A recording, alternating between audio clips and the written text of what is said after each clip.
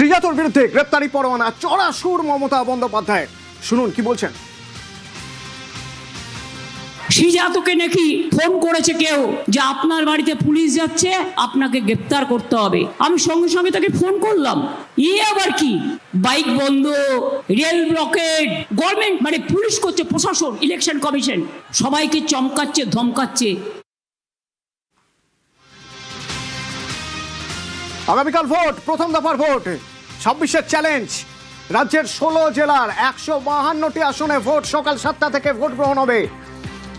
আগামীকাল ভোট, প্রথম দফায় উত্তরবঙ্গের সব আসনে ভোট। দার্জিলিং এর 5, কালিম্পংয়ের 1টি আসন, আলিপুরদুয়ারের 5টি আসনে কালি ভোট, জলপাইগুড়ির 7 আসন, কোচবিহারের 9 আসনে ভোট, উত্তর দিনাজপুর, দক্ষিণ দিনাজপুর, মালদা, মুর্শিদাবাদের প্রসঙ্গে অবশ্যই বলতে হবে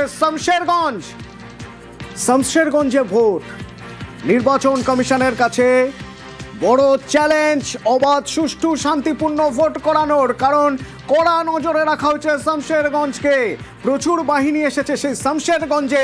ভোটের আগের দিন বিকেলের ছবি কেমন, সরাসরি আবির আছে আমার সঙ্গে, একবার কথা বলবো। আবির, শামশেরগঞ্জ সবার নজরে রয়েছে, কমিশন কিভাবে ভোট পরিচালনা করবে। শামশেরগঞ্জ হটস্পট হয়ে দাঁড়িয়েছে এবারের ভোটে।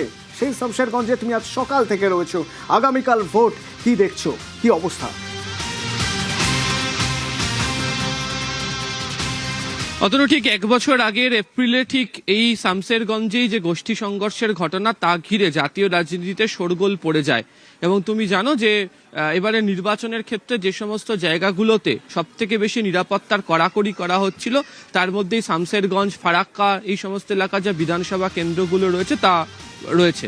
এবং যে জায়গাতে মূলত হচ্ছে অশান্তির ঘটনা ঘটেছিল, বেদবনা সহ বেশ কতগুলি গ্রাম, সেই গ্রামের যে বুথ ডিগ্রি হাই স্কুল, সেখানে আমি এই মুহূর্তে রয়েছি।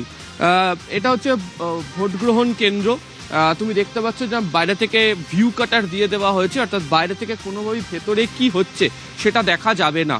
এখান থেকে ঠিক 100 মিটার যে দূরত্ব, সেই 100 মিটার দূরত্বে ইতিমধ্যে নির্বাচন কমিশনের তরফ থেকে লক্ষণ রেখা টেনে দেওয়া হয়েছে, 100 মিটার দূরত্ব বলে লিখে দেওয়া হয়েছে। এবং একই সঙ্গে সেখানে যে দেওয়াল, সেখানেও এই ডিগ্রি হাই স্কুলে যে 3টে বুথ রয়েছে, সেই 3টে বুথের নাম্বার উল্লেখ করে সেটা যে 100 মিটার দূরত্বের মধ্যে রয়েছে সেটা পরিষ্কার করে বুঝিয়ে দেওয়া হয়েছে। এবং সেখানে কেন্দ্রীয় বাহিনী সহ পোলিং দায়িত্বে যারা থাকবেন তাদের একজন তারা থাকবেন। তোমাকে বুথের মধ্যে দেখাবো যারা বিএলও বা ভোট গ্রহণে যে সমস্ত কর্মীরা রয়েছেন, তারা ইতিমধ্যে এসে গিয়েছেন। এবং সর্বক্ষণের জন্য এখানে ওয়েবকাস্টিং হবে, এবং তার জন্য হচ্ছে যে সিসি ক্যামেরা বুথের মধ্যে যেমন 2টো, তেমনি বুথের বাইরেও আলাদা করে 1টি করে রাখা হয়েছে। এবং সেখান থেকে কন্টিনিউ যে লাইভ ফিড তা যেতে শুরু করবে। এবং বাইরেতে এই যে ভোট গ্রহণ কেন্দ্র, তার বাইরেতেও রাখা হয়েছে হচ্ছে জেনারেটর ব্যবস্থা। আমার সাথে বিএলও যিনি রয়েছেন, আপনার নামটা কি? সুলতা কর্মকার। আচ্ছা, কি ব্যবস্থা রয়েছে, ব্যবস্থা কি রয়েছে, মানে কি ধরনের ব্যবস্থা এবারে ভোট গ্রহণ কেন্দ্রে? কেমন ব্যবস্থা জানেন? মানে নিরাপত্তা ব্যবস্থা কেমন, কি আপনারা? ফোর্স চলে এসছে আগে থেকেই, মানে বিকেলের দিকে, তারপর পোলিং পার্টিও সব চলে এসেছে। আমরা এখন বাড়ি চলে যাচ্ছি।